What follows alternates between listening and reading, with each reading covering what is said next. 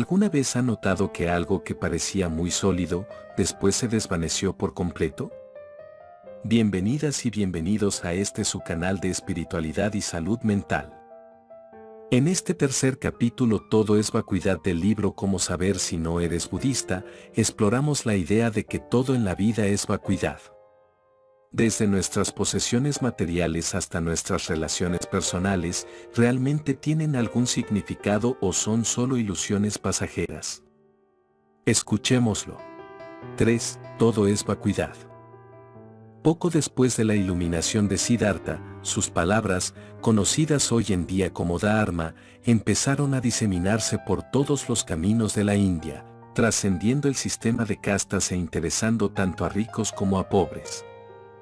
Hasta el rey Asoka, un emperador y un guerrero implacable y tiránico del siglo III que no había tenido empacho alguno en asesinar a sus parientes para consolidar su poder, acabó reconociendo la verdad del Dharma y convirtiéndose en un pacifista que actualmente es venerado como uno de los mayores benefactores históricos del budismo.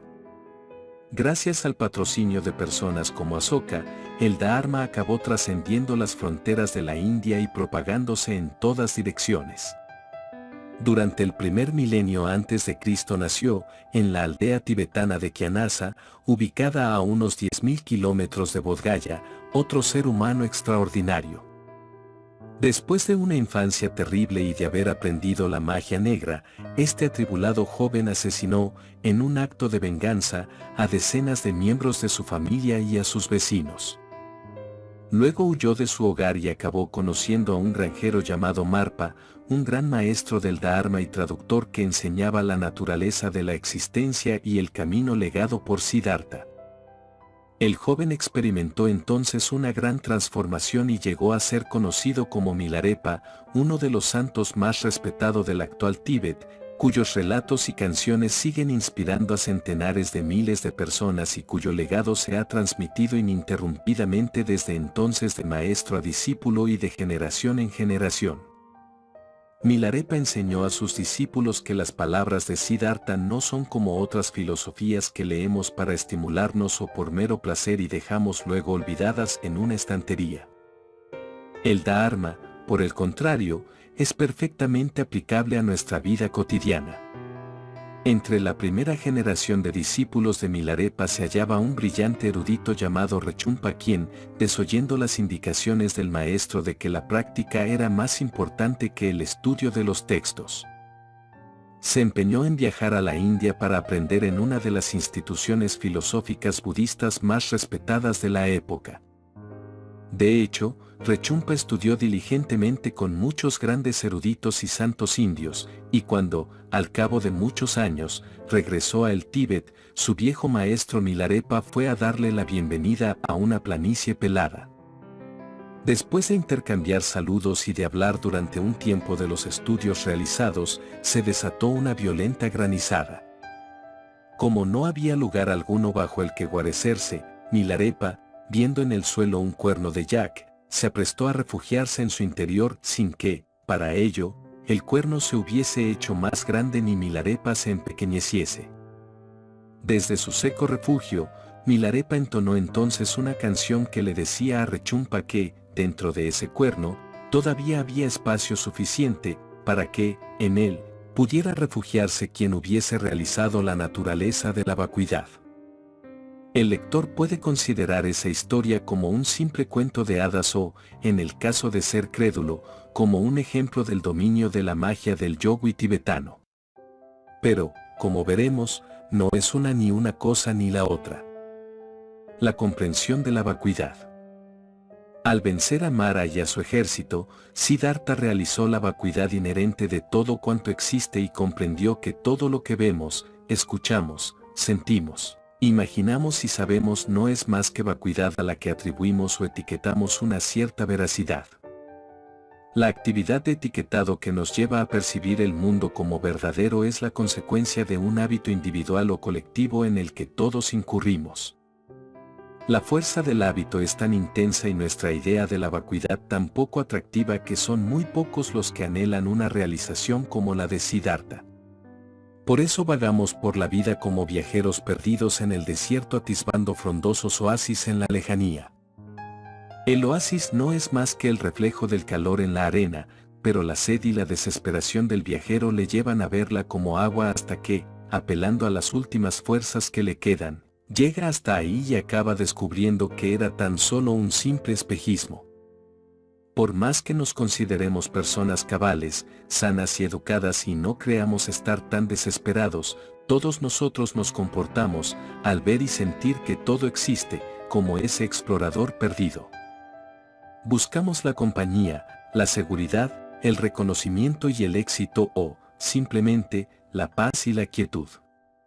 Podemos incluso llegar a comprender nuestros deseos, pero como sucede con el mencionado viajero, acabamos decepcionándonos cuando dependemos de alguna substanciación externa. Y es que las cosas no solo parecen, son impermanentes y se hallan completamente fuera de nuestro alcance. Si las analizamos como hizo el Buda, acabamos descubriendo que etiquetas tales como forma, tiempo, dirección y tamaño se desvanecen fácilmente. Siddhartha se dio también cuenta de que el yo no es más que un espejismo y que tiene una existencia relativa, una comprensión que le permitió poner fin al ciclo de expectativas, desengaños y consiguiente sufrimiento. En el momento de su liberación, se dijo, he descubierto el camino medio, el camino profundo, pacífico y claro que es como un néctar que satisface todos los deseos, pero cuando trato de expresarlo y de enseñarlo, no hay nadie capaz de escucharlo ni de comprenderlo. Por ello, permaneceré en este estado en el bosque. Pero, según dice la tradición, cuando Indra y Brahma escucharon los planes de Siddhartha, le rogaron que no se quedase en el bosque, sino que se dedicase a enseñar por el bien de todos los seres humanos. Aunque nadie comprenda todas tus enseñanzas, le dijeron, bastará con que unos pocos entiendan parte de ella. Respetando sus deseos, Siddhartha se encaminó entonces hacia Varanasi, que en aquel tiempo era una gran ciudad en la que intelectuales y pensadores se congregaban en torno al Ganges. Cuando Siddhartha llegó a Sarnath, una localidad cercana a Varanasi, se dirigió hacia sus antiguos compañeros, los mismos que tiempo atrás le habían abandonado cuando rompió sus votos y bebió el cuenco de leche que le ofreció su jata y que, al verle aproximarse, se aprestaron a burlarse de él. Por ello no le dieron la bienvenida, sino que se postraron diciendo: aquí llega el farsante. Pero un ser como él, que había comprendido la vacuidad, estaba más allá de las nociones de alabanza, crítica, veneración, desprecio, bien y mal, no son más que meras interpretaciones y no hay, por tanto, necesidad alguna de reaccionar como si fuesen algo sólido. Cuando sus antiguos compañeros vieron que Siddhartha seguía caminando majestuosamente, sin mostrar evidencia alguna de vanidad, vacilación ni orgullo, los 5 meditadores no tuvieron más alternativa que ponerse en pie y acabaron convirtiéndose en sus primeros discípulos. Las limitaciones de la lógica. Siddhartha estaba en lo cierto al pensar que la enseñanza no iba a ser una tarea sencilla.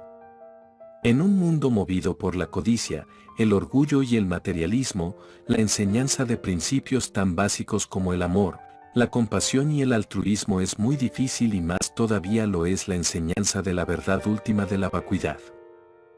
Estamos identificados con nuestros pensamientos a corto plazo y solo parecen interesarnos las cuestiones estrictamente prácticas. Para que algo merezca nuestra atención y nuestra energía debe ser tangible y útil, mientras que la vacuidad de la que habla el Buda se nos antoja algo completamente improductivo. Ante tales cuestiones solemos pensar, ¿cuál es el beneficio de contemplar la impermanencia y la vacuidad del mundo fenoménico? ¿Cuál puede ser la utilidad de la vacuidad?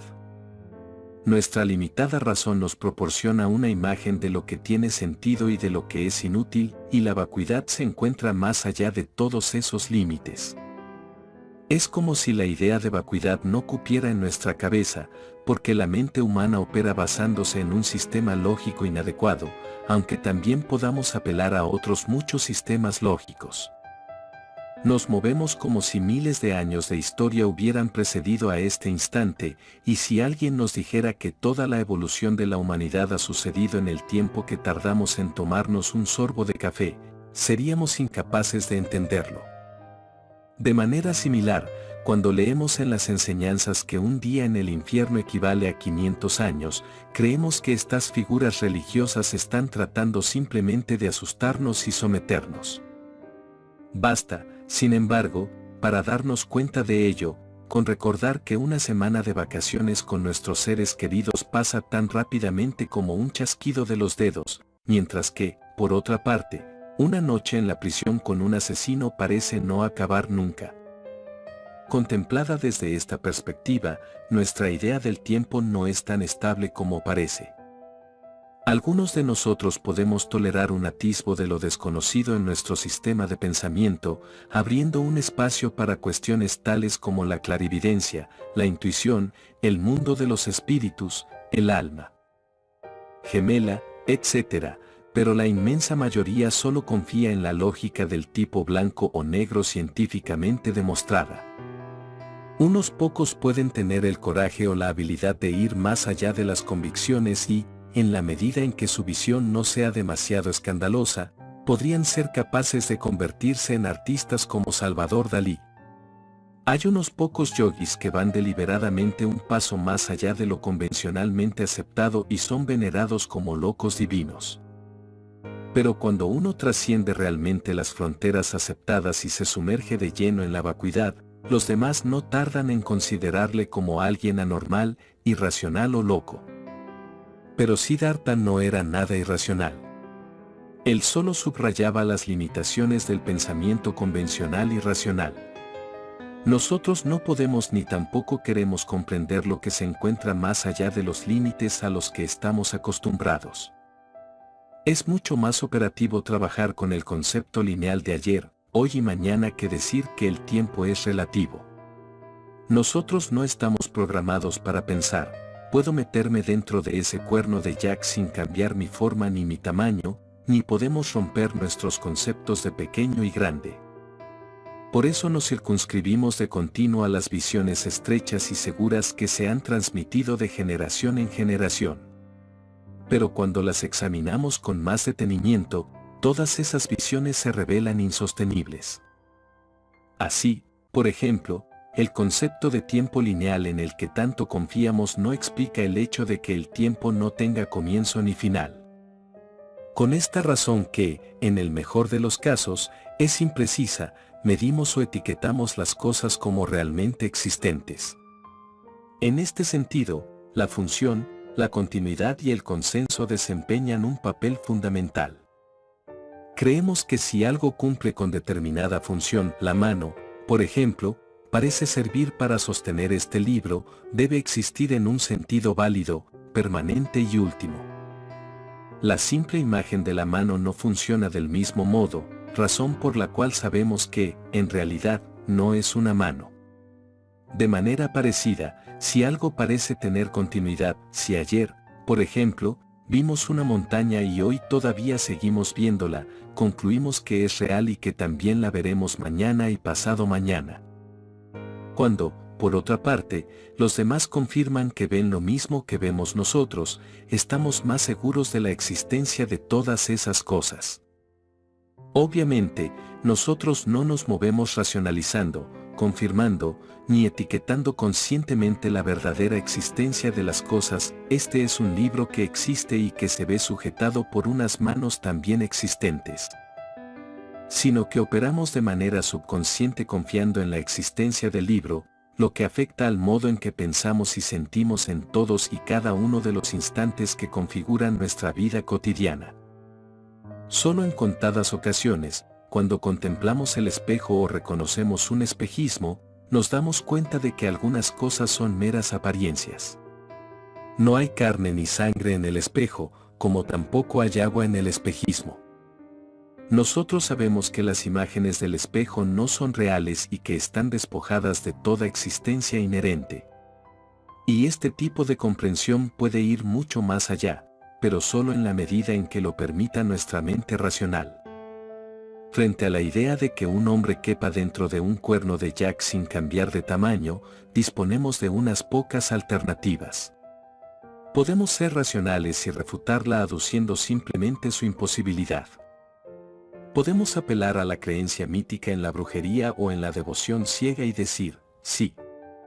Milarepa era un gran yogui, que no solo podía hacer esto, sino muchas otras cosas.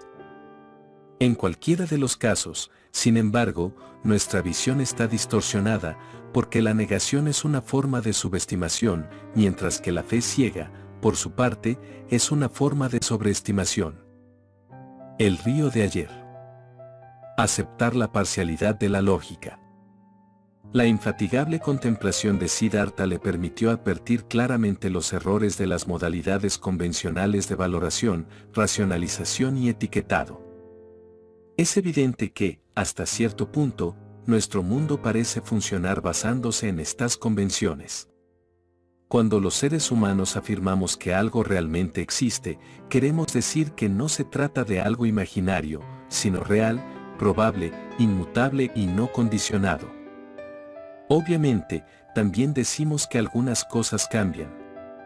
Un capullo florece y acaba convirtiéndose en una flor, y, mientras lo hace, seguimos pensando que se trata de una flor realmente existente. Este crecimiento y desarrollo forma parte de nuestra idea de la naturaleza de la flor, hasta el punto de que nos sorprendería que fuese permanente. En ese sentido, nuestra expectativa del cambio es inmutable. A pesar de que el agua que fluye por el río siempre es nueva y siempre está cambiando, nosotros seguimos considerándolo el mismo río, y si lo visitáramos un año más tarde, también concluiríamos que se trata del mismo río. ¿Pero realmente es el mismo? Bastaría con aislar un aspecto o una característica para que esa igualdad se desvaneciese. El agua es diferente, el lugar que ocupa la Tierra también es distinto debido a los movimientos de rotación y traslación en torno al Sol y a la galaxia, y las hojas caídas se ven reemplazadas por otras nuevas, todo lo cual nos transmite la apariencia de que se trata del mismo río que vimos la última vez. Pero la apariencia es un fundamento inestable sobre el que asentar la verdad. Basta con un simple análisis para descubrir que nuestra realidad convencional se asienta en el fundamento de meras creencias y generalizaciones. Aunque Siddhartha utilizó palabras semejantes a las que emplea la gente corriente al definir la verdad, es decir, no imaginada, definida, inmutable e incondicional, su uso es mucho más preciso y no se asienta en generalizaciones. Desde su perspectiva, inmutable significa que no experimenta cambio, sin excepción alguna, incluso después del análisis más concienzudo. Nuestra definición ordinaria de la verdad es el resultado de un análisis parcial. Y si el análisis nos proporciona una respuesta cómoda, es decir, si nos confirma lo que creemos, ya no vamos más allá. ¿Es esto realmente un bocadillo? Y puesto que sabe como un bocadillo, nos lo comemos. Ahí concluye todo nuestro análisis. Cuando un muchacho busca pareja, si una determinada chica le parece hermosa, abandona su análisis y se acerca a ella. Pero el análisis de Siddhartha va mucho más allá, hasta que el bocadillo y la chica se revelan como meros átomos, y luego hasta los átomos acaban desvaneciéndose. Así fue como, al no encontrar nada sólido, se liberó de la desilusión.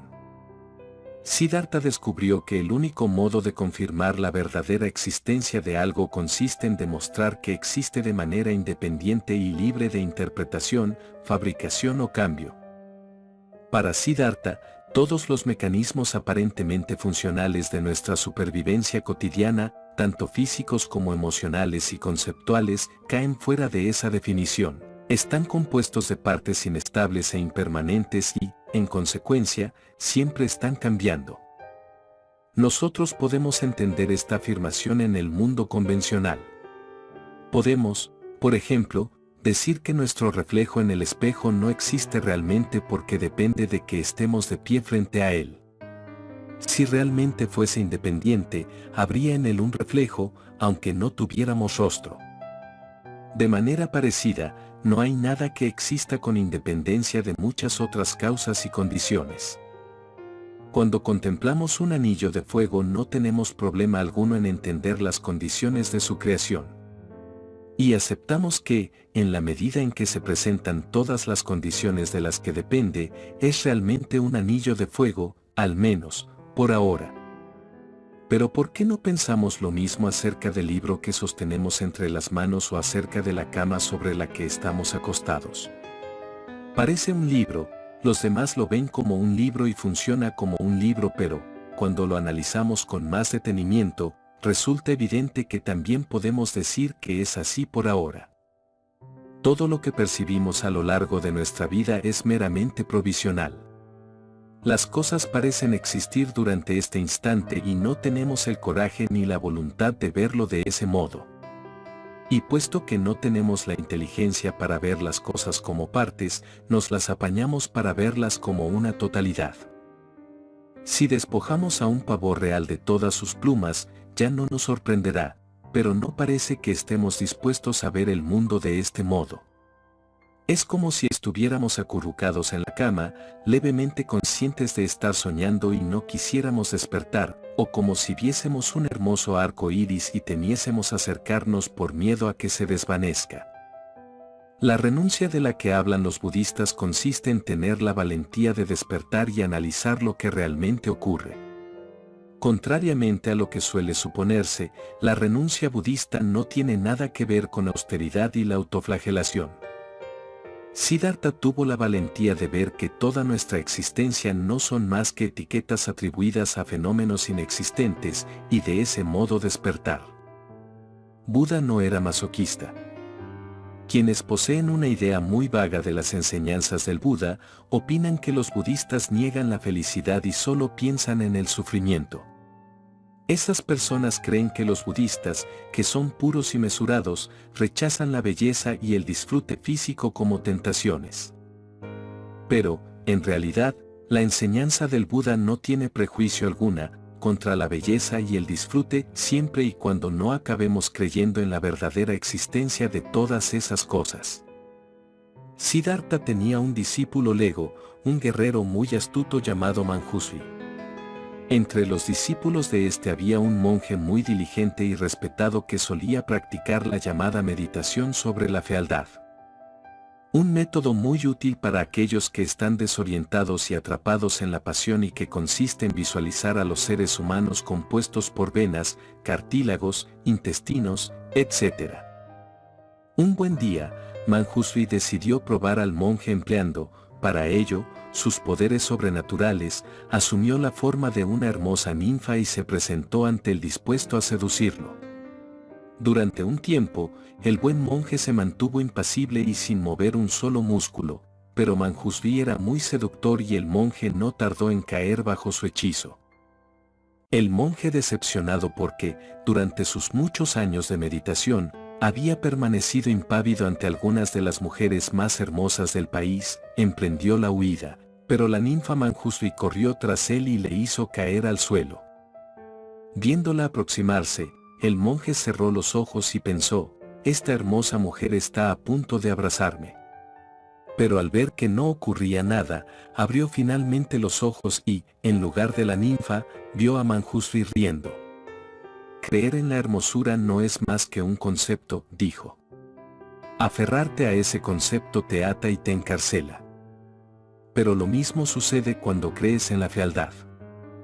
Cada año gastamos enormes sumas de dinero embelleciéndonos a nosotros y a nuestro entorno. ¿Pero qué es la belleza? Por más que se insista en que la belleza está en el ojo del espectador, son millones las personas que ven cada año en televisión la elección de Miss Universo para enterarse de quién es, en opinión de los jueces, la mujer más hermosa del mundo, hasta que unas 10 personas dan la definición última de la belleza.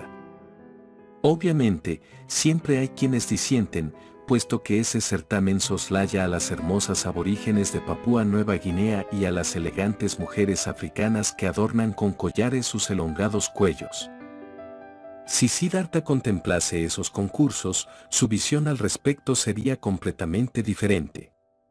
Desde su perspectiva, sin embargo, la coronada jamás podría ser la belleza última, porque depende del espectador y, para él, la verdadera belleza es independiente de causas y condiciones. Desde su punto de vista, si realmente fuese hermosa, no necesitaría de un jurado que lo determinase, porque todo el mundo coincidiría automáticamente en ello. Si de verdad se tratase de la mujer más hermosa del mundo, no habría momento alguno en el que fuese menos hermosa y debería serlo de continuo, tanto cuando bosteza como cuando ronca, cuando escupe, cuando está sentada en el inodoro y cuando envejece.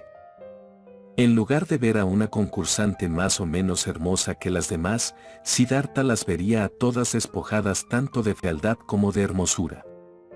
La belleza, para él, estaría en las miríadas de perspectivas desde las que puede contemplarse a cualquiera de las concursantes. De los miles de millones de perspectivas posibles, algunas deben verla con envidia, como amante, como hija, como hermana, como madre, como amiga o como rival. Desde la perspectiva de un cocodrilo, sería simple alimento, y desde la de un parásito, un mero huésped. Para Siddhartha, este imponente conjunto es asombrosamente hermoso, mientras que si alguien es real y verdaderamente hermoso, debería permanecer en ese estado por siempre jamás, en cuyo caso no serían necesarios los trajes de noche, las barras de labios ni los bañadores. Lo único que el concurso nos muestra es un espectáculo provisional, tan hermoso y fugaz como el mentado anillo de fuego. La verdad relativa, existe algo. Según la filosofía budista, lo que percibimos no existe antes de que nuestra mente lo perciba y, por tanto, depende de la mente y, al no existir de manera independiente, en realidad, no existe. Pero eso no supone que, de algún modo, no exista.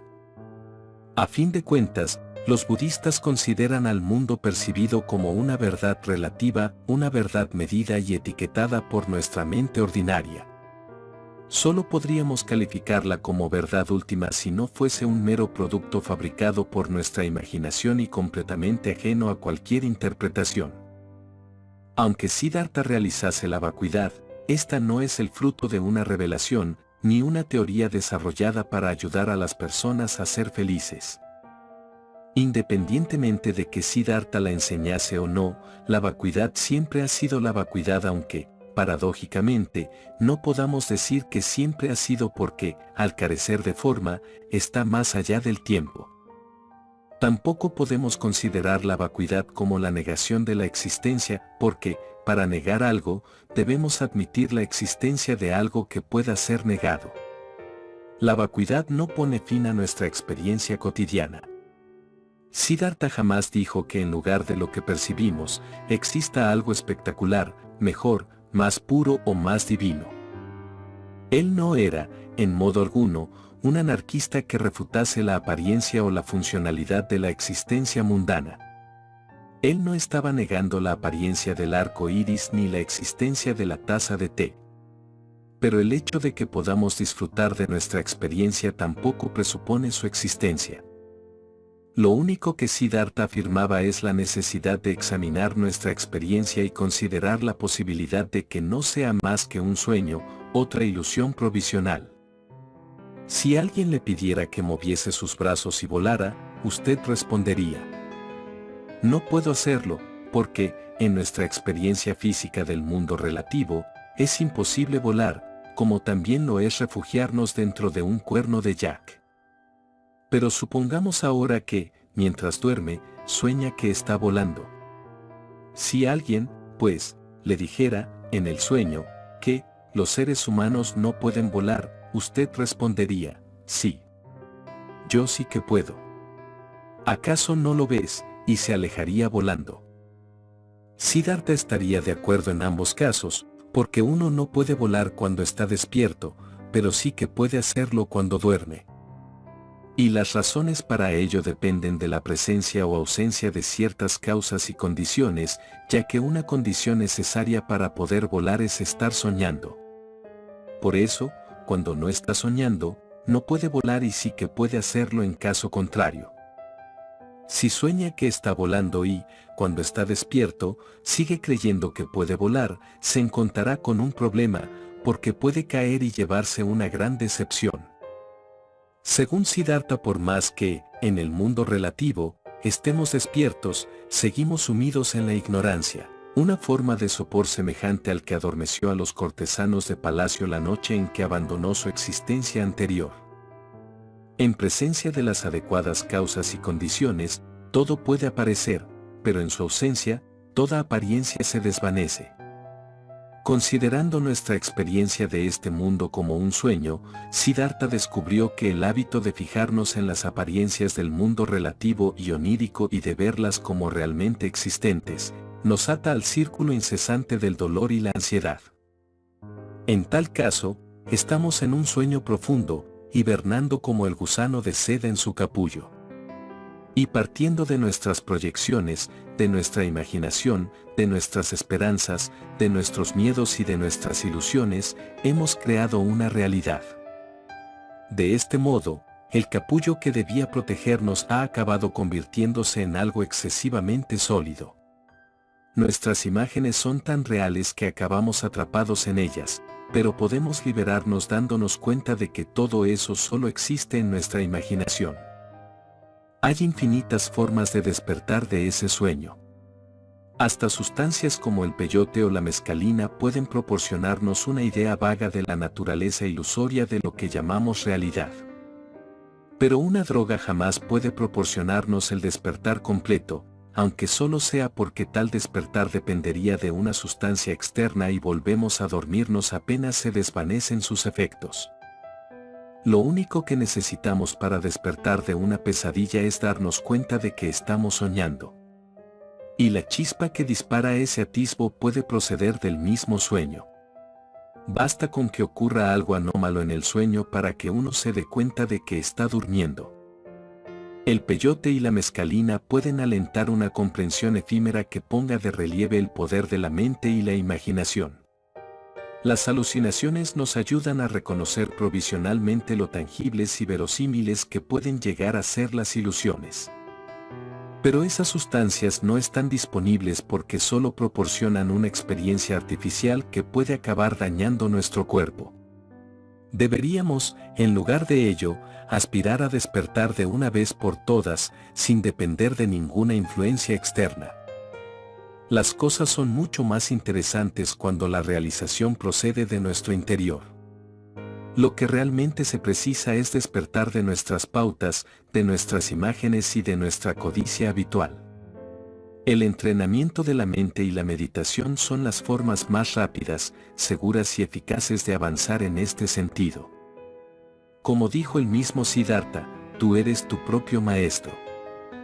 La identificación es la que te ata. Siddhartha se dio clara cuenta de que en el mundo relativo, uno puede hacerse un té de oolong y bebérselo, razón por la cual jamás hubiese concluido que el té no existe o que el té es vacuidad. Lo único que, en tal caso, hubiera dicho es que el té no es lo que parece, por ejemplo, que el té consiste en la maceración, en agua caliente, de ciertas hojas. Pero hay algunos fanáticos del té que recogen las hojas, crean mezclas especiales, les atribuyen nombres tan rimbombantes como Iron Dragon y lo venden a precios exorbitantes, y para ellos es mucho más que hojas de té maceradas en agua caliente. Por este motivo, 1500 años después de que Siddhartha enseñara, uno de sus herederos del Dharma, llamado Tilopa, dijo a su discípulo Naropa, no son las apariencias las que te atan, sino la identificación con las apariencias. Hace ya mucho tiempo, vivió una hermosa monja llamada Utpala, de la que se enamoró un hombre que empezó a acecharla. Sintiéndose incomodada por su persecución, procuraba evitarle, pero como no parecía darse por aludido, un buen día tomó la decisión de abordarle y preguntarle directamente qué quería. Cuando le respondió que estaba enamorado de sus ojos, ella se los arrancó sin titubear y se los entregó. Cuando nuestro hombre cayó en la cuenta de la facilidad con que uno se obsesiona con las cosas compuestas y superó la conmoción y el horror, acabó convirtiéndose en su discípulo. Hay otro cuento budista japonés en el que dos monjes en que estaban de viaje se encontraron, cuando estaban a punto de cruzar un río, a una muchacha que les pidió que la ayudaran a atravesarlo. Ambos habían hecho votos de no tocar jamás a una mujer, pero el mayor de ellos la levantó sin titubear, la cargó sobre su espalda y atravesó el río caminando. Cuando llegaron a la otra orilla, volvió a colocarla en el suelo y, sin mediar palabra, siguió su camino. ¿Por qué has llevado a esa mujer? ¿No somos acaso monjes?, preguntó, al cabo de varias horas, el joven. Yo hace ya mucho que la he dejado atrás, respondió el monje de mayor edad, pero tú todavía pareces llevarla contigo. En ciertos momentos de claridad podemos advertir la vacuidad de conceptos abstractos tales como belleza y fealdad, que, después de todo, están abiertos a interpretación, pero nos resulta mucho más difícil ver la vacuidad de cosas concretas como la reparación del coche, las facturas que nos quedan por pagar, la elevada presión sanguínea que amenaza nuestra salud y la familia que nos apoya o necesita nuestro apoyo. Es muy comprensible que no estemos dispuestos o seamos incapaces de advertir la ilusión que todo ello entraña. Las cosas son mucho más evidentes cuando estamos atrapados en cuestiones tan extravagantes como la moda, la gastronomía, la fama y la pertenencia a clubs de élite. Hay personas tan mimadas que necesitan tener un televisor en cada habitación o tener 200 pares de zapatos en el armario.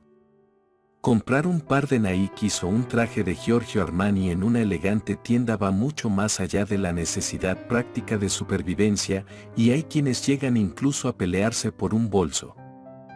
Por otra parte, los fenómenos asociados del empaquetado y de la investigación de mercado son tan complejos y calculados que nos convertimos en consumidores de marcas, aceptando precios que no guardan correlación alguna con el valor material del producto.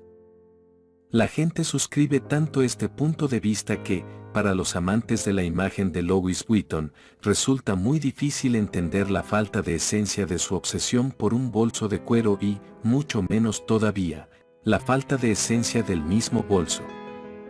Reforzada por la cultura popular, la importancia del estatus y de las etiquetas burguesas va consolidándose en nuestra mente y tornando cada vez más ilusorio el mundo en que vivimos.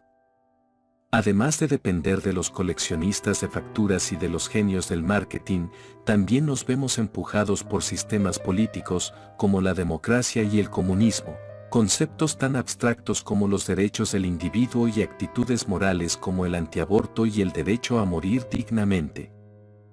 El mundo político está tan cargado de etiquetas que las oportunidades de un verdadero liderazgo son muy pocas o ninguna.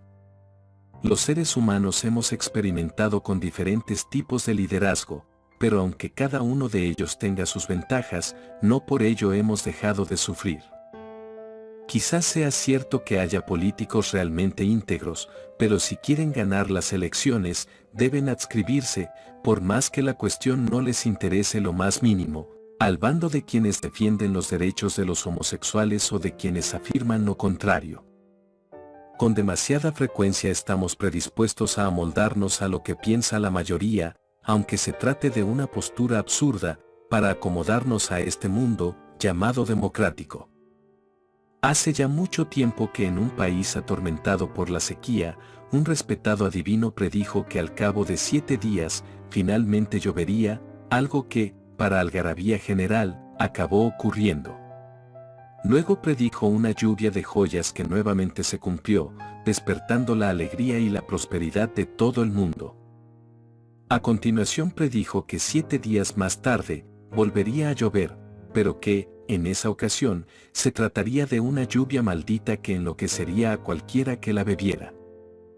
El rey ordenó entonces almacenar inmensas cantidades de agua no contaminada con el fin de que nadie se viese obligado a beber el agua maldita, pero sus súbditos, que carecían de recursos, acabaron bebiendo el agua y enloquecieron. De este modo, el rey, que era el único cuerdo que quedaba, se vio en la obligación, para poder gobernar a sus alocados súbditos, de beber también de la misma agua. Y es que, para poder gobernarlos adecuadamente, necesitaba compartir sus falsas ilusiones. Como sucede en el certamen de Miss Universo, todo lo que hacemos o pensamos se basa en un sistema lógico compartido muy limitado. Ponemos demasiado énfasis en el consenso y basta con que la mayoría coincida en que algo es cierto para que acabemos considerándolo como válido. Cuando miramos un estanque, los seres humanos lo vemos como tal, pero para los peces que viven en él, se trata de todo un universo. Si asumimos una postura democrática, deberían ganar los habitantes acuáticos porque, numéricamente hablando, son muchos más que las personas que contemplan el estanque, pero el gobierno de la mayoría no siempre funciona. Hay películas espantosas que pueden ser un éxito de taquilla y cine independiente fascinante del que solo disfrutan un puñado de personas. Y a causa de nuestra confianza en el pensamiento grupal, el mundo suele verse gobernado por los más miopes y los más corruptos porque, no lo olvidemos, la democracia se basa en el mínimo común denominador. La verdad. Ni fábula ni magia ni algo letal. Nuestra mente, condicionada por el pragmatismo, tiene dificultades para comprender la vacuidad. Por eso, el relato de Milarepa refugiándose en el cuerno del Jack suele ser soslayado como si se tratase de una mera fábula. La vacuidad no cabe en nuestro pequeño cerebro, como el océano tampoco cabe dentro de un pozo. Había una vez una rana, que vivía en un pozo, que un buen día se encontró con una rana que vivía en el océano. La rana del océano le contó a su amiga cuentos fantásticos sobre su océano presumiendo de la magnitud de su morada, pero la rana del pozo no podía creerla porque, a falta de un punto de referencia, consideraba que su pozo era la mayor extensión de agua del mundo y no tenía la menor razón para pensar de otro modo. Entonces fue cuando la rana del océano llevó consigo a la rana del pozo que, frente a la inmensidad del océano, murió de un ataque al corazón. Pero la realización no es necesariamente letal. Nosotros no somos como la rana del pozo y no nos morimos cuando nos vemos expuestos a la vacuidad. Si la rana del océano hubiera sido un poco más compasiva y diestra, hubiera podido guiar mejor a su compañera que quizás hubiese acabado emigrando al océano. Para entender la vacuidad no es necesario estar dotado de ningún poder sobrenatural. Basta con la disposición para contemplar las cosas en términos de sus partes, causas y condiciones ocultas. Esa comprensión nos convierte en una especie de asistentes de cámara que van al cine. Los profesionales ven mucho más que lo que vemos los demás. Ven, por ejemplo, dónde estaba ubicada la cámara, cuál fue el equipo de lentes que se utilizó y el alumbrado empleado, cuáles fueron las imágenes generadas por ordenador y muchas otras técnicas cinematográficas que, para el espectador ordinario, pasan inadvertidas. Pero por más que, para ellos, la ilusión se desarticule, nada les impide disfrutar de una buena película. Este me parece un excelente ejemplo de la visión trascendente de Siddhartha. La corbata y la soga de la emoción. El ejemplo clásico utilizado por los budistas a la hora de ilustrar la vacuidad es el de la serpiente y la cuerda. Supongamos que hay un hombre llamado Jack que tiene fobia a las serpientes y que un buen día ve, al entrar en un cuarto débilmente iluminado, una serpiente enrollada en una esquina y se aterroriza. De hecho, lo único que ha visto ha sido una corbata rayada de Giorgio Armani, pero el miedo le ha llevado a interpretar equivocadamente lo que ve, hasta el punto de creer que su vida corre peligro, una curiosa muerte, por cierto, la provocada por el miedo a una serpiente realmente inexistente. Mientras tiene la impresión de que se trata de una serpiente, el dolor y la ansiedad que experimenta se convierten en la trampa mortal que los budistas denominan samsara. Por suerte para Jack, su amiga Jill entra entonces en la habitación y se da cuenta de que Jack cree estar viendo una serpiente, por lo que enciende la luz y le explica que no se trata de ninguna serpiente, sino tan solo de una corbata. La liberación y la libertad que experimenta Jack cuando se convence de no correr ningún peligro es lo que los budistas denominan nirvana. Pero ese alivio se basa en la falacia de haber evitado un daño, aunque en el fondo no hubiera serpiente alguna amenazándole. Es importante entender que al encender la luz y poner de relieve la inexistencia de serpiente alguna, Jill tampoco estaba diciéndole que hubiera ausencia de serpiente. Dicho en otras palabras, no pudo decirle que la serpiente ha desaparecido porque, de hecho, la serpiente jamás estuvo ahí. En este sentido, Jill no hizo desaparecer la serpiente, como Siddhartha tampoco creó la vacuidad, por ello insistía en la imposibilidad de eliminar el sufrimiento de los demás. La liberación no puede ser concedida, como si se tratase de un premio, ni alcanzada parcialmente. Lo único que podía hacer era explicar, basándose en su propia experiencia, la inexistencia del sufrimiento, algo que para nosotros es como encender la luz. Cuando Jill descubrió a Jack paralizado por el miedo, pudo hacer varias cosas diferentes. Pudo señalar directamente la inexistencia de la serpiente o emplear un medio hábil como sacar a la serpiente de la habitación.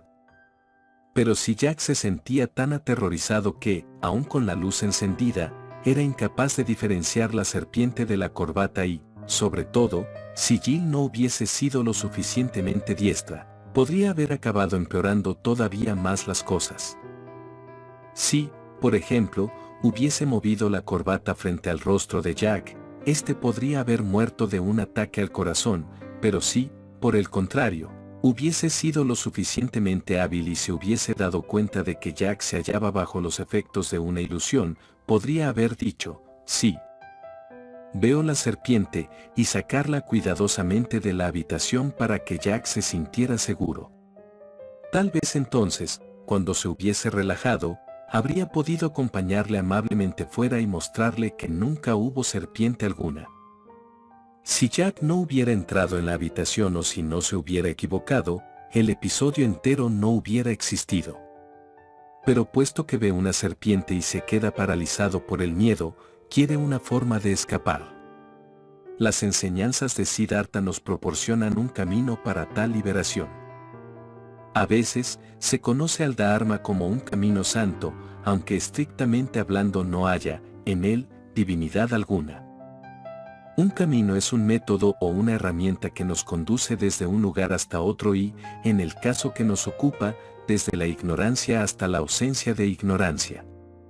Usamos la palabra santo o venerable porque la sabiduría del Dharma puede liberarnos del miedo y del sufrimiento, que es el papel que suele desempeñar lo divino.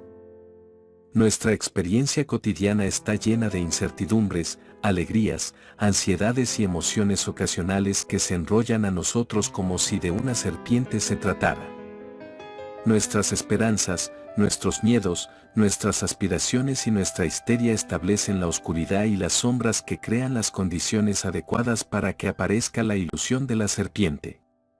Como Jack, nosotros también vamos de un rincón a otro de la vida en busca de soluciones. El único propósito de la enseñanza de Siddhartha consiste en ayudar a los cobardes como nosotros a entender que nuestro sufrimiento y nuestra paranoia están basados en una ilusión. Aunque Siddhartha careciese de varita mágica y de poder divino con las que eliminar el sufrimiento de los demás, era muy diestro en lo que respecta a encender la luz, proporcionándonos muchos caminos y métodos para descubrir la verdad. De hecho, en el budismo hay decenas de miles de caminos que se pueden seguir. ¿Por qué, pues, no simplificarlos en uno solo? La razón es que del mismo modo que, para enfrentarnos a las diferentes enfermedades, necesitamos disponer de una amplia variedad de medicinas, también son necesarios métodos muy diferentes a la hora de enfrentarnos a los distintos tipos de hábitos, culturas y actitudes. El camino que uno siga dependerá, en última instancia, del estado mental del discípulo y de la habilidad del maestro. En lugar de conmocionar a todo el mundo con la enseñanza directa de la vacuidad, Siddhartha enseñó a sus discípulos métodos populares como la meditación y los códigos de conducta. Haz lo correcto. No robes. No mientas.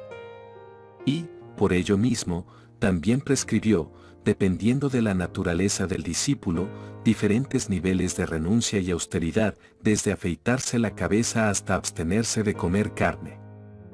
Los caminos estrictos y aparentemente religiosos funcionan muy bien en quienes no pueden oír ni entender la vacuidad, así como también en aquellos otros cuya naturaleza es apta para el ascetismo. ¿Cómo enseñó el Buda? El Dharma como placebo. Hay quienes creen que la esencia del budismo se asienta en las reglas estrictas y en las acciones virtuosas, pero ese no es más que uno solo de los componentes de los muchos métodos hábiles establecidos por el Buda. Él sabía perfectamente que no todo el mundo está capacitado para entender, desde el comienzo, las verdades últimas. Para muchos de nosotros es difícil entender conceptos tales como, el infierno no es más que la percepción de tu propia agresividad y, mucho menos todavía, la noción de vacuidad. El Buda no quiere que Jack se quede atrapado en un infierno personal, pero no puede decirle que trabaje con sus percepciones y su agresividad, porque sabe que es un auténtico idiota. Por eso, por su propio bien, le enseña que hay un infierno externo y que para evitar caer en él y acabar en un caldero de hierro fundido, debe abandonar las acciones y emociones negativas y poco virtuosas. Esas enseñanzas impregnan el entorno budista y muy a menudo vemos las paredes de los templos budistas pintadas con imágenes de reinos infernales llenos de cuerpos ardiendo y de aterradores desfiladeros llenos de agua helada que, según la capacidad del discípulo, serán interpretadas de manera literal o figurada. Quienes poseen capacidades superiores saben que la fuente de nuestro infierno cotidiano se deriva de nuestra percepción, saben que no hay día del juicio y que tampoco hay juez. Cuando Milarepa se refugió en el cuerno de Jack, Rechumpa estaba a punto de convertirse en un gran maestro. Tenía la capacidad de comprender intelectualmente la vacuidad y de ver realmente a Milarepa dentro del cuerno de Jack, pero su realización se detuvo de repente, cuando estaba a punto de reunirse con su maestro. El objetivo final del Buda consiste en hacer comprender, tanto a Jack como a esos discípulos avanzados, la inexistencia de reino infernal alguno ajeno a nuestra agresividad y a nuestra ignorancia. Al reducir de manera provisional sus acciones negativas, Jack ya no sigue enredado en sus percepciones, dudas y paranoias. El término karma es casi sinónimo de budismo. Habitualmente se entiende como una suerte de sistema moral de retribución, es decir, como mal karma o como buen karma. Pero lo cierto es que el karma es simplemente una expresión de la ley de causa y efecto que nada tiene que ver con la moral ni con la ética. Nadie, incluyendo al mismo Buda, estableció la frontera que separa lo negativo de lo positivo. Cualquier motivación y acción que nos aleje de verdades tales como que todas las cosas compuestas son impermanentes, pueden tener consecuencias negativas o mal karma. Y cualquier acción, por el contrario, que nos acerque a la comprensión de verdades tales como que todas las emociones son dolor, puede generar consecuencias positivas o buen karma. En última instancia, el Buda no juzgaba. Solo uno puede realmente saber la motivación que alienta sus acciones. En un debate con su discípulo Subhuti, Siddhartha dijo, quienes ven al Buda como una forma y quienes lo escuchan como un sonido están equivocados, un punto en el que, 400 años más tarde, insistió el gran erudito budista indio Nagarjuna. En su famoso tratado sobre filosofía budista dedicó todo un capítulo a analizar al Buda y concluyó que, en última instancia, no existe ningún Buda externo. Aún hoy en día es frecuente escuchar afirmaciones budistas que dicen cosas tales como que si aparece un Buda en tu camino, deberás matarle. Esta, obviamente, es una afirmación figurada, porque nadie debe realmente matar a nadie. Lo único que quiere decir es que el Buda real no es un salvador externo que existe atado al tiempo y al espacio. Por otra parte, un hombre llamado Siddhartha apareció en esta tierra, caminó descalzo por las calles de Magadha mendigando limosna y llegó a ser conocido como Gautama el Buda. Este Buda dio sermones, cuidó a los enfermos y visitó a su familia en Kapilavastu. La razón por la que los budistas no cuestionan que en el siglo V existiera en la India como algo opuesto a la moderna Croacia, por ejemplo, este Buda es que tenemos registros históricos que durante siglos han servido, en la India, de fuente de inspiración. Él fue un gran maestro, el primero de un largo linaje de maestros y discípulos iluminados. Pero aunque el Buda no sea nada más que todo eso, no debemos olvidar que para los verdaderos buscadores, la inspiración no es todo. Siddhartha empleó muchos medios hábiles para inspirar a sus seguidores. Un buen día un monje, advirtiendo un roto en la túnica del Buda Gautama, se ofreció a coserla, pero el Buda rehusó amablemente su ofrecimiento y siguió caminando y pidiendo limosna con la túnica rota. Luego se dirigió hacia casa de una mujer muy pobre, intrigando a los demás monjes, que sabían que no tenía limosna alguna que ofrecerles. Pero cuando ella observó su túnica rota y se ofreció a zurcirla con el poco hilo que tenía, Siddhartha aceptó su ofrecimiento diciendo que su virtud le permitiría renacer en la próxima vida como una reina de los cielos. Muchas personas que oyeron esta historia se sintieron inspiradas a emprender acciones tan generosas como la de esa mujer. En otro caso, Siddhartha advirtió a un carnicero que matar generaba karma negativo. Pero el carnicero dijo, no sé hacer otra cosa. Ese es mi modo de ganarme la vida. Siddhartha le respondió entonces que, al menos, hiciera la promesa de no matar desde la puesta del sol hasta la salida del sol. Y si bien, con ello, no le daba permiso para matar durante el día, estaba conduciéndole a reducir gradualmente sus actos negativos. Estos son dos ejemplos de los medios hábiles empleados por el Buda a la hora de enseñar el Dharma. Él no le dijo a la mujer pobre que iría al cielo por haberle zurcido la túnica, como si él fuese alguien sagrado, sino que era su generosidad la que era sagrada. Uno podría pensar que esto es una paradoja, porque parece que el Buda afirmase su propia inexistencia y vacuidad y, al mismo tiempo, enseñase la importancia de la moralidad y de la salvación. Pero todos esos métodos son necesarios a fin de no asustar a quienes no están preparados para enfrentarse a la vacuidad. Así es como nos tranquilizamos y preparamos de cara a recibir las verdaderas enseñanzas. Es como decir que hay una serpiente y arrojar la corbata por la ventana. Los métodos que utilizamos a lo largo del camino deben ser finalmente abandonados, como uno abandona el bote al desembarcar en la otra orilla. De un mismo modo que al llegar a la otra orilla debemos abandonar el barco, uno también debe abandonar el budismo cuando llega el momento de la realización total. El camino espiritual es una solución provisional, un placebo que solo debe ser empleado hasta entender la vacuidad. Los beneficios de la comprensión. Tal vez el lector se pregunte, ¿pero cuáles son los beneficios que conlleva la comprensión de la vacuidad? Cuando uno entiende la vacuidad, sigue valorando todas las apariencias que parecen existir, pero sin identificarse con las ilusiones como si fuesen reales y sin la desilusión consiguiente del niño que trata de llegar al final del arco iris. En tal caso uno ve más allá de las ilusiones y se da cuenta de que es el yo quien las ha creado. Uno todavía puede sentirse emocionado, triste, enfadado o apasionado, pero con la certeza de quien está viendo una película sin olvidar lo que es, en cuyo caso, sus expectativas y miedos se debilitan. Como quien sabe que la serpiente no es más que una corbata. Cuando todavía no hemos realizado la vacuidad, es decir, cuando aún no sabemos que las cosas son ilusorias, el mundo parece real, tangible y sólido.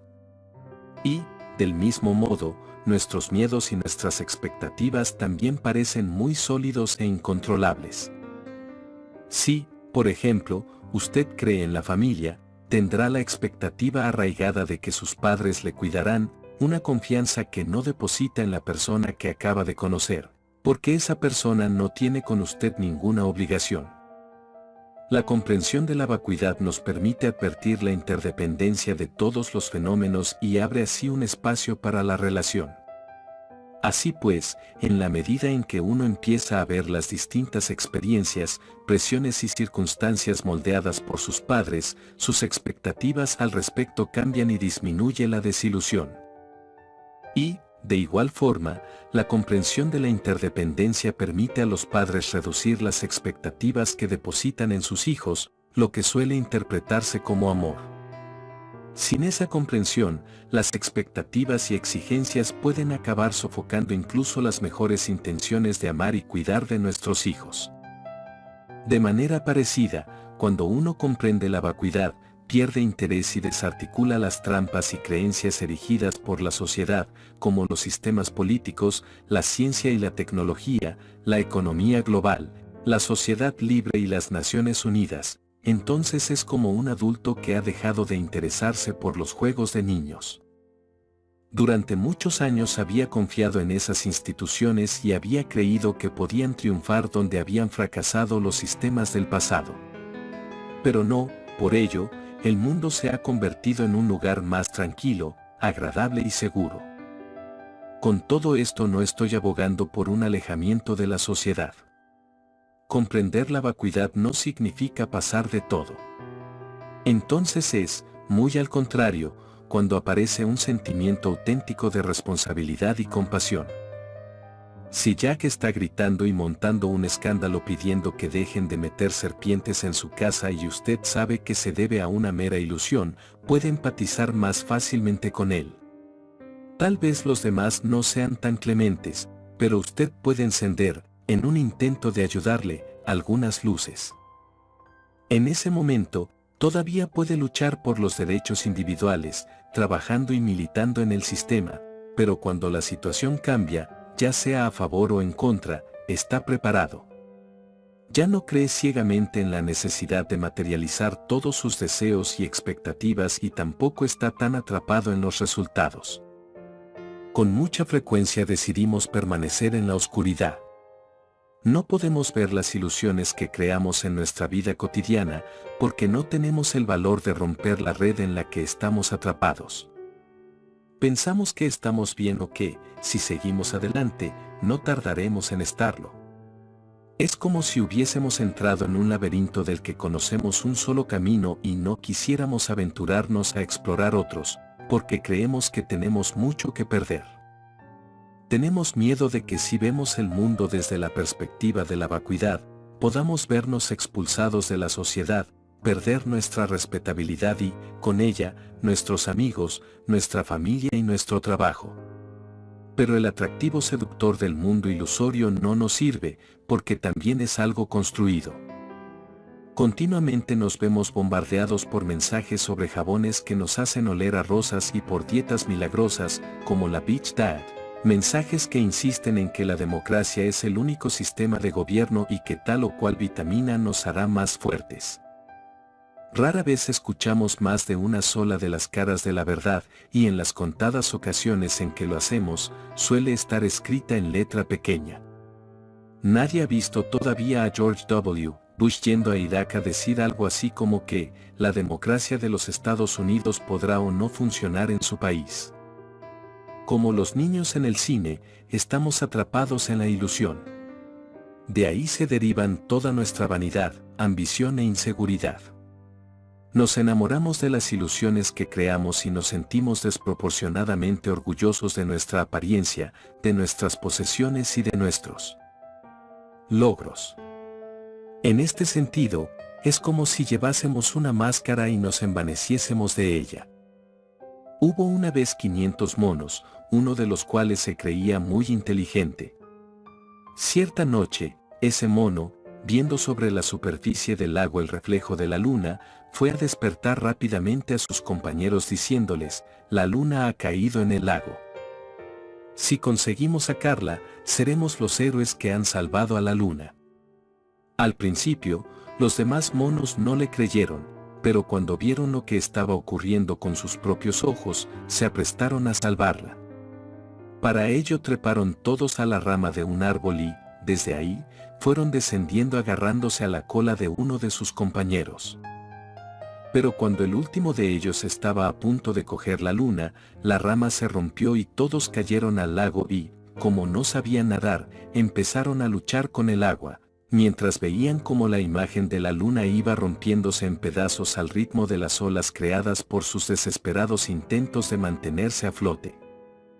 Nosotros somos como esos monos, movidos por el hambre de originalidad y fama, creyéndonos muy inteligentes por hacer tantos descubrimientos e impulsados por el deseo de ser más inteligentes y más visionarios que los demás, tratando de convencer a nuestros semejantes para que vean lo que vemos y piensen lo que pensamos. Alentamos todo tipo de pequeñas ambiciones, como el deseo de impresionar a una chica, o de grandes ambiciones, como la de llegar a Marte, y una y otra vez, acabamos con el agua hasta el cuello, sin saber nadar y sin tabla de salvación alguna a la que agarrarnos. Después de comprender la vacuidad, Siddhartha no tenía preferencia alguna y le daba lo mismo sentarse sobre la hierba kusa y a la sombra del árbol bodhi que sobre los cojines de seda de palacio. La importancia que solemos atribuir a los cojines de hilo de oro no es más que el mero fruto de nuestra ambición y de nuestro deseo. De hecho, un ermitaño de las montañas se encontraría más a gusto sobre la hierba kusa, porque uno no tiene que rociarla con repelente para que los gatos no la arañen con sus garras, y cuando se estropea, basta simplemente con cambiarla. Y como la vida de palacio está llena de cuestiones preciosas que requieren muchos cuidados, estoy seguro de que si se viera obligado a elegir, Siddhartha no tendría la menor duda en inclinarse por la alfombrilla de hierba. Los seres humanos creemos que la amplitud de miras es una virtud. Con el fin de ampliar nuestra mente es importante que no nos aferremos a lo que nos hace sentir más cómodos y a lo que estamos acostumbrados. Para ello conviene ir más allá de las normas y no quedarnos atrapados en los límites habituales de la lógica. Si tenemos el valor de ir más allá de las fronteras habituales, nos daremos cuenta de que la vacuidad es sumamente sencilla. Entonces dejará de sorprendernos que Milarepa se refugie dentro del cuerno de un yak y nos parecerá tan normal como ver a alguien poniéndose un par de guantes. El problema radica en nuestra identificación con la lógica, la gramática, el alfabeto y las ecuaciones viejas. Cuando nos damos cuenta de la naturaleza compuesta de todos esos hábitos, podemos trascenderlos. Lo único que necesitamos es la información oportuna y aprovechar la ocasión en que se hallen presentes las condiciones adecuadas. Entonces podremos darnos súbitamente cuenta de la flexibilidad de todas las herramientas en las que confiamos y nuestro punto de vista experimentará un súbito cambio. Si alguien en quien usted confía le dice que su esposa, la mujer con la que tanto se ha peleado, es, en realidad, una diosa de la abundancia disfrazada, seguro que la verá con ojos nuevos. Y si, mientras está disfrutando de cada uno de los bocados de un buen filete aderezado con todo tipo de apetitosas salsas en un hermoso restaurante, se acerca el camarero y le dice que está hecho de carne humana, su experiencia experimentará un giro de 180 grados y el disfrute dejará súbitamente paso a la repugnancia. Cuando uno despierta después de haber soñado con 500 elefantes, no se pregunta cómo pudieron caber en su habitación, porque no existieron ni antes, durante ni después del sueño. Mientras soñaba con ellos, sin embargo, eran completamente reales. Llegará el día en que comprenderemos, no solo de manera intelectual, que todo es relativo y que no existen cosas tales como grande, pequeño, ganancia ni pérdida. Entonces entenderemos cómo pudo meterse Milarepa dentro del cuerno del yak y cómo un tirano como Asoka acabó postrándose y sometiéndose a esta verdad. Hemos llegado al final del tercer capítulo. Muchas gracias por haber llegado hasta esta parte. Y recuerden que no hay que entrar en campos de batalla, porque el que lucha se debilita y un poder debilitado no es poder. Si te gustó este contenido, suscríbete, habilita las notificaciones y compártelo para seguir creando más material.